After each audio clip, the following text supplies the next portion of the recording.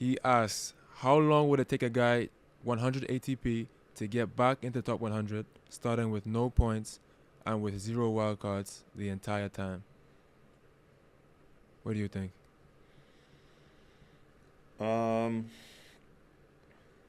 Is he already playing top 100 level tennis when he Let's returns? say he's 100 in the world right now, but he's been 100 in the world for the last 2-3 years, so that's kind of his level. He's not like someone. He's not running. What I'm through. asking you is when he starts over Yeah, from yeah, 0. he's top 100 player. That's the question. Yeah, but what I'm saying is he's still at that level. Like he still Yeah, is that's the question. He's a top like 100 he player. wasn't hurt and he's not coming Nothing. back. He doesn't need matches and stuff. He's just no. Hypothetical is just about the level of the game coming through. Bro, we can calculate that then.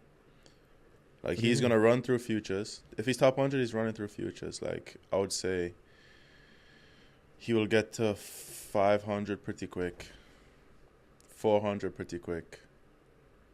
Like within 3 months, I would say, he would be to 400 at least.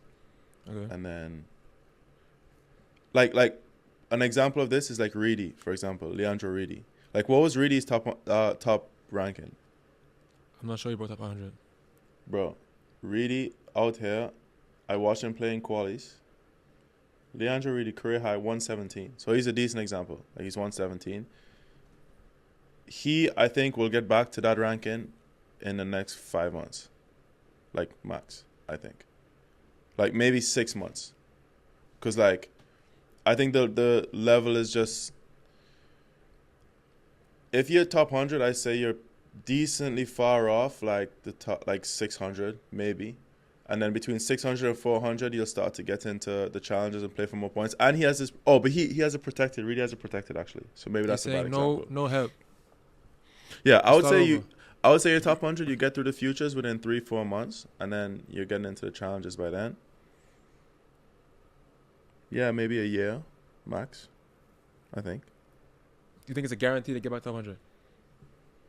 Like, well, you get dicey around 100, I would say, because luck has to play into it as well. Like I think you could definitely get unlucky and have some bad draws and tough conditions that don't suit you on a day or something. But I would say a year to a year and a half, maybe.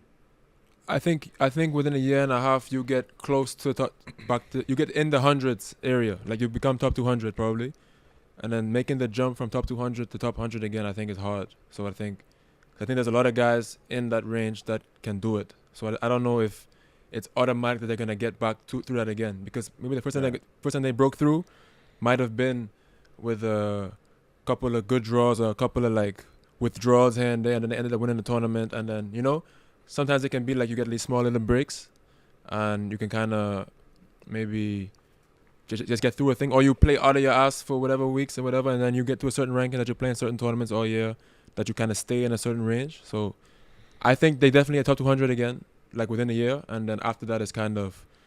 I think someone that was top 100, like I know we say that the levels are close and stuff, which they are, but they're not close in the sense of, like, these guys probably won't lose at 15s. I think if they lose, they're gonna lose like barely any matches. I think 15s and 25s, it gets a little bit stronger, but if you schedule decently fine, you won't have like crazy 25. Like going back to the Reedy example, I watched him play qualies here this week, and he just qualied at Wimbledon last week. He uses protected, and he didn't want to use his protected this week, but his level is so far off, like someone 400, that it's just crystal clear. It's like, and I don't even know how much it has to do with the tennis. It has more to do with just how he manages the match and he carries himself in the match. It's like he's so sure of the way he's gonna play, and he's so sure of himself that it's just that's how he wins. Like he wins because of his tennis, but he also wins because he's so sure that his tennis is gonna work on the day.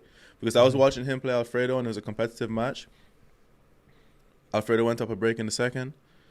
But then you can see that in that moment, Reedy was a little bit flustered. He was a little bit annoyed at maybe a line call here or there, or like the ball kids here or there, whatever. He was flustered, but it was like, I didn't feel like Alfredo was going to go away and take the second and keep momentum and stuff. It's like, no. Like Reedy's running the match. And this is what these top 100 guys are going to do. Like I saw the same thing with the Portuguese guy, Gustavo Elias. Elias, when I was in Portugal. It's like, He's having tough matches against Cannon and tough matches against a bunch of people like 200-300 and stuff. But then he's winning matches. He's getting through them. And he is so sure of himself that he's going to get through these matches, so sure of his identity. And I think that's the difference. And these top 100 guys, like anywhere, I would say in top 150, 200, maybe these guys are very sure about their game style and the way they're going to play. And that's what the difference is, in my opinion. Thanks for watching this clip. If you want to watch the full episode, the link is in the description down below.